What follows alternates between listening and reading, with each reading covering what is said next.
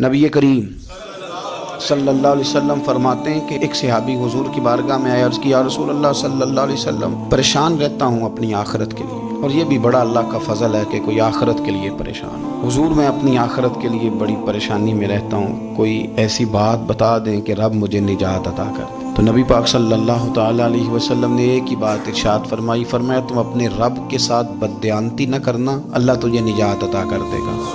عرض کی یا رسول اللہ صلی اللہ علیہ وسلم، اللہ کے ساتھ بددیانتی اور خیانت کیا ہے؟ لوگوں کے ساتھ تو معاملہ سمجھ میں آتا ہے کہ کسی نے کوئی رقم رکھوائی، کوئی ڈیوٹی دی، کوئی ذمہ لگایا، پورا نہ کیا تو بددیانتی ہو۔ اللہ کے ساتھ بددیانتی کا معنی کیا ہے؟ تو نبی پاک صلی اللہ علیہ وسلم فرمانے لگے وہ کام جو تمہیں خالص اپنے رب کی رضا کے لیے کرنے چاہیے تھے، ان کاموں میں اگر تم نے نیت کر لی نا کہ لوگ بھی دیکھ لیں، غیر کا بھی تم نے ارادہ کر لیا، حکم دیا تھا اللہ رسول نے،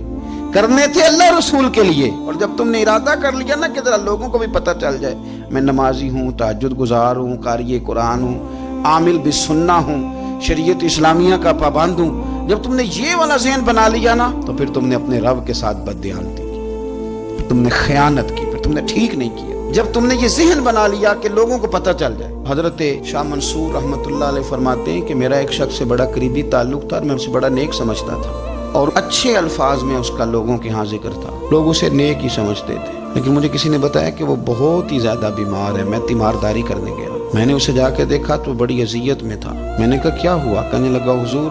اپنے گناہوں کی پاداش میں گئی۔ میں نے کہا تو بڑا نیک تھا۔ کہنے لگا حضرت جی میرا منصب نیکی کا تھا، میں نے تہجد پڑھی تاکہ لوگوں کو پتہ چل جائے میں نیک ہوں، میں نے تسبیح پھیری تاکہ پیری مریدی میں اضافہ ہو، میں نے سنت شریعت کا لبادہ اوڑھا تاکہ میرے عقیدت مند بڑھ جائیں۔ وہ کام جو اللہ رسول کے لیے کرنے تھے انہی کاموں پر میں نے یہ نظام بنایا کہ جس سے خرابی واقع ہونے لگی۔ حضور پھر میں بیمار ہوا، اتنا بیمار ہوا کہ اٹھا نہیں جاتا تھا۔ ایک دن پھر میں نے قرآن شریف منگایا، اور منگا کر کے اپنے صحن میں بیٹھ کر قرآن بلند کر کے کہا اللہ مجھے اس کے صدقے شفا دے دے، آج کے بعد ایسا کام نہیں کروں گا۔ رب نے تو شفا دے دی پر میں نہیں باز آیا، میں گویا بیچتا رہا تہجد کو، میں سیل کرتا رہا اپنے وظیفوں کو، میں نے وہ جملے، وہ الفاظ، وہ تلاوتیں، وہ نعتیں، وہ میں کرتا رہا، سیل کرتا رہا۔ پھر بیمار ہو گیا، پھر دعا مانگی، قرآن شریف شروع کیا، پڑھا، سورہ یاسین تک پہنچا، پھر بلند کیا، اللہ اس کے صدقے شفا دے دے، وہ بڑا ہی مہربان ہے، اس نے پھر معاف کر دیا۔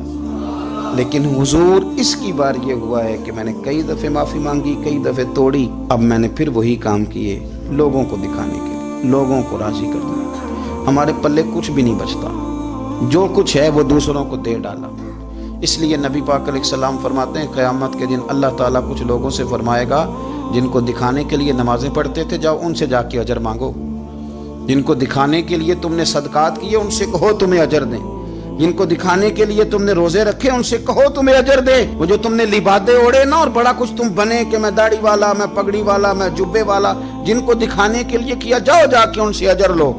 میں تو تمہیں اس چیز کا اجر دوں گا جو تم نے خالص میرے لیے کیا۔ تو وہ شخص کہنے لگا حضور اب میری یہ کیفیت ہے کہ اس دفعہ میں قرآن منگاتا ہوں، پڑھنے کی کوشش کرتا ہوں پر میری زبان پہ جاری نہیں ہوتا،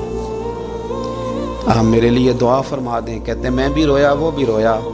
ابھی میں اس بستی سے باہر نہیں نکلا تھا کہ اس شخص کا انتقال ہو گیا،